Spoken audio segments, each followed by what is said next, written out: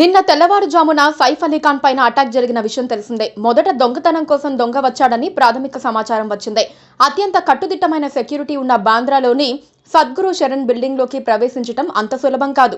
దొంగ 4 గంటల ముందుగానే ఇంట్లో ప్రవేశించి సైఫ్ అలీఖాన్ 3 సంవత్సరాల చిన్న కొడుకు జిహా అలీఖాన్ ఉన్న రూమ్ లో దాక్కుని ఉన్నాడని, ఆ సమయంలో కరీనా కపూర్ తన అక్క ఇంట్లో పార్టీలో ఉందని, దొంగ బయటకి వచ్చిన అలికిడికి సంరక్షకురాలు నాని ఎలియానా గమనించిందని, ఆమెతో వాగ్వాదం జరిగిందని, దొంగ ₹1 కావాలని డిమాండ్ చేశాడని, ఆ గొడవకి సైఫ్ అలీఖాన్ అక్కడికి వచ్చారని, దుండగుడు సైఫ్ పై దాడి చేసి పారిపోయాడని, వెంటనే కుమారుడు ఇబ్రహీం ఆటోలో లీలావతి హాస్పిటల్ కి చేర్చాడని, సైఫ్ నడుచుకుంటూనే రాగలిగారని, ఇమీడియట్ గా ట్రీట్మెంట్ స్టార్ట్ చేసి సర్జరీలు పూర్తి చేసి ఐసీయూలో ఉంచారని, ఆయన ఆరోగ్యం నిలకడగా ఉందని, ప్రాణాపాయం లేదని వైద్యులు తెలిపారు.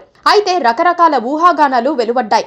సైఫ్ అలీఖాన్ వేల కోట్లు ఉన్న నవాబ్ పటోడి రవీంద్రనాథ్ ఠాగూర్ మనవరాలు అయిన షర్మిలా ఠాగూర్ల కుమారుడు. అయితే ఆస్తి పరంగా గొడవలు ఉండొచ్చునని కొందరు భావించారు.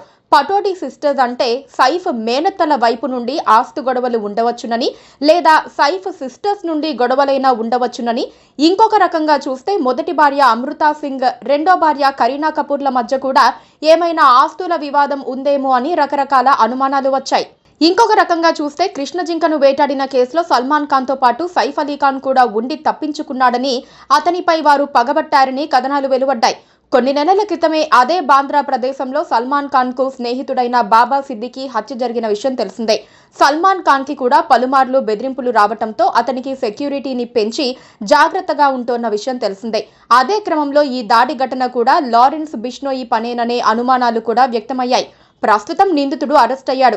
బాంద్రా పోలీస్ స్టేషన్ లో విచారిస్తున్నప్పుడు విస్తుగొలిపే విషయాన్ని రాబట్టారట. నిందితుడు మొదట షారుఖ్ ఖాన్ ఇంటికి వెళ్లినట్లు, అక్కడ సెక్యూరిటీ ఎక్కువగా ఉండటంతో పని జరగదని తెలిసి సైఫ్ ఇంటికి plan మార్చుకున్నట్లుగా తెలిపాడట.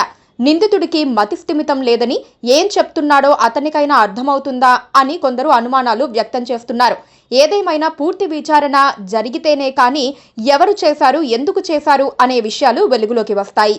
Please do subscribe to. Please do subscribe to. Please do subscribe to. Please do subscribe to. Please do subscribe to. Please do subscribe to KTV Telugu. KTV Telugu. KTV Telugu. KTV Telugu. To KTV Telugu. KTV Telugu. Please do subscribe to KTV Telugu.